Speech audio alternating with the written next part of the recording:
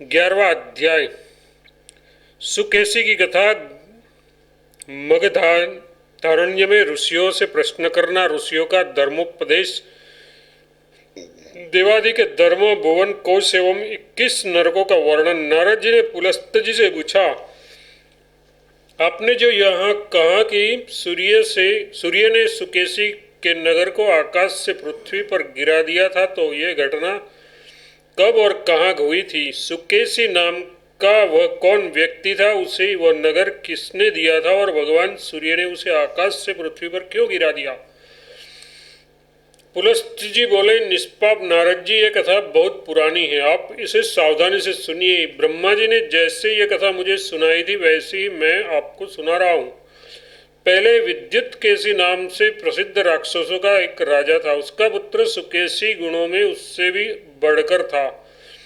उस पर प्रसन्न होकर शिवजी ने उसे एक आकाशचारी नगर और शत्रुओं से अजय एवं अवध्य होने का वर दे दिया था।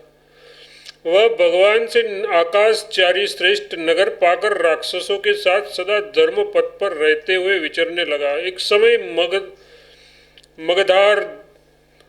मगधारण्य में जाकर उस राक्षस राज ने वहां ध्यानपरायण ऋषियों के आश्रमों को देखा। उस समय महर्षियों को देखकर अभिवादन और प्रणाम किया। फिर एक जगह बैठकर उसने समस्त ऋषियों से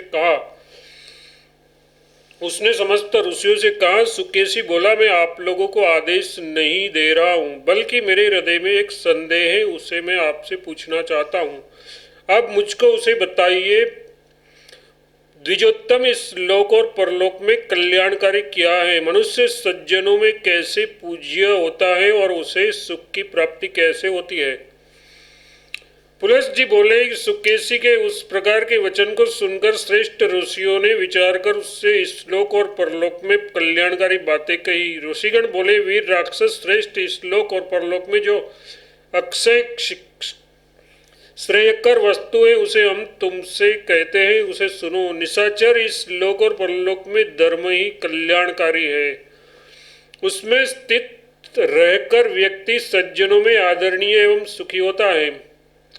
सुकेसी बोला, धर्म का लक्षण परिचय क्या है? उसमें कौन से आचरण एवं सकर्म होते हैं उसका जिसका आश्रय लेकर देवादि कभी दुखी नहीं होते? आप उसका वर्णन करें। ऋषियों ने कहा, सदा यज्ञादि कार्य, स्वाध्याय, वेद ज्ञान और विष्णु पूजा में रति, ये देवताओं के शाश्वत परम धर्म है। बाहुबल, ईर्षा भाव, युद्ध कार्य, नीति शास्त्र का ज्ञान और हर भक्ति, ये दैत्यों के धर्म कहे गए हैं। श्रेष्ठ योग साधन, वेदाध्ययन, ब्रह्म विज्ञान तथा विष्णु और शिव, इन दोनों में अविचल भक्ति, ये सब सिद्धों के धर्म कहे गए हैं। ऊंची उपासना, नृत्य और वाक का ज्ञान तथा सरस्वती के प्रति निश्चल भक्ति, ये गंधर्वों के धर्म कहे जाते हैं। अद्भुत विद्या का धारण करना, विज्ञान, पुरुषार्थ की बुद्धि और भवानी के प्रति भक्ति, ये विद्याधरों के धर्म है। गंधर्व विद्या का ज्ञान, सूर्य के प्रति अटल भक्ति और सभी शिल्प कलाओं में कुशलता, ये किम पुरुषों के धर्म माने जाते हैं। ब्रह्मचर्य, अभिमान से बचना, योगाभ्यास से दृढ़ प्रीति एवं सर्वत्र इच्छानुसार भ्रमण, ये पितरों के धर्म कहलाते हैं। राक्षस, ब्रह्मचर्य, नियताहार, जप, आत्मज्ञान और नियमानुसार धर्मज्ञान, ये ऋषियों के धर्म कहे जाते हैं। स्वाध्याय, ब्रह्मचर्य, दान, यज्ञ, उदारता, विश्रांति, दया, अहिंसा, क्षमा, दम, जितेंद्रियता, शौच, मांगल्य तथा विष्णु, शिव, सूर्य और दुर्गा देवी में भक्ति, ये मानवों के सामान्य धर्म है। धन का स्वामित्व, भोग, स्वाध्याय, शिव जी की पूजा, अहंकार और सौम्यता, एक गुहों के धर्म है। परस्त्री गमन, दूसरे के धर्म में लोलुपता, वेदाध्ययन और शिव भक्ति, ये राक्षसों के धर्म कहे गए हैं। अविवेक, अज्ञान, अपवित्रता, असत्यता एवं सदा मांस भक्षण की प्रवृत्ति, ये पिशाचों के धर्म है। राक्षस यही 12 योनियां हैं। पितामह ब्रह्मा ने उसके ये 12 गति देने वाले धर्म कहे गए हैं। सुकेसी ने कहा, आप लोगों ने जो शाश्वत एवं अव्यय 12 धर्म बताए हैं, उनमें मनुष्यों के धर्मों को एक बार पुनः कहने की कृपा करें। ऋषियों ने कहा, निशाचर, पृथ्वी के 7 द्वीपों में निवास करने वाले मनुष्य आदि के धर्म को सुनो। ये पृथ्वी 50 करोड़ योजन विस्तार वाली है और ये नदी में नाव के समान जल पर स्थित है। सज्जन श्रेष्ठ, उसके ऊपर देवेश ब्रह्मा ने कर्णिका के आकार वाले अत्यंत ऊंचे सुमेरु पर्वत को स्थापित किया है।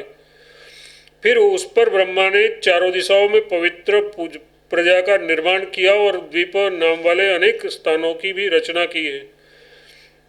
उनके मध्य में उन्होंने जम्बूद्वीप की रचना की। उसका प्रमाण 1,00,000 योजन का कहा जाता है। उसके 12 दुगुना परिमाण में लवण समुद्र है तथा उसके बाद उसका दुगुना प्लक्स द्वीप है। उसके 12 दुगुने प्रमाण वाला बलयाकार इक्षुरस सागर है। इस महोदधि का दुगुना साल्म द्वीप है। उसके 12 उससे दुगुना सूरा सागर है तथा उससे दुगुना कुश द्वीप है।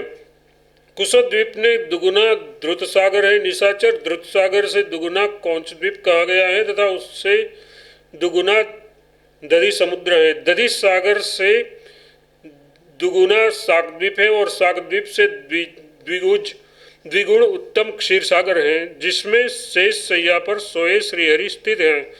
ये सभी परस्पर एक दूसरे से द्विगुण प्रमाण में स्थित है। राक्षसेंद्र, जम्बूद्वीप से लेकर शीश सागर के अंतकाल का विस्तार 40 करोड़ 90 लाख 5 योजन है। राक्षस, उसके बाद पुष्कर द्वीप एवं तदनंतर स्वादु जल का समुद्र है। पुष्कर द्वीप का परिमाण 4 करोड़ 52 लाख योजन है। उसके चारों ओर उतने ही परिमाण का समुद्र है। उसके चारों ओर लाख योजन का अंड कटा है। उस प्रकार वे 7 द्वीप भिन्न धर्मों और क्रिया वाले हैं। निशाचर, हम उसका वर्णन करते हैं, तुम उसे सुनो। वीर, प्लक्स से साक तक के द्वीपों में जो सनातन मतलब नित्य पुरुष निवास करते हैं, उनमें किसी प्रकार की युग व्यवस्था नहीं है। महाभाव, वे देवताओं के समान सुखभोग करते हैं। उसका धर्म दिव्य कहा जाता है। कल्प के अंत में उसका प्रलय मात्र होना वर्णित है।